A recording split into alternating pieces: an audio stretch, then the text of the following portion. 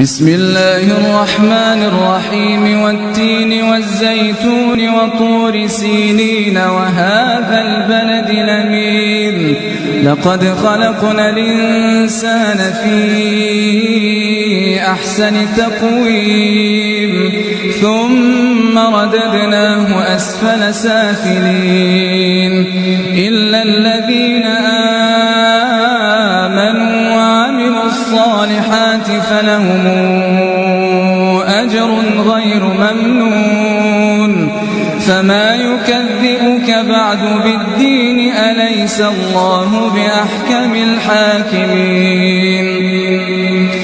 بسم الله الرحمن الرحيم اقرأ باسم ربك الذي خلق الإنسان من علق اقرأ وربك الأكرم الذي علم بالقلم علم الإنسان ما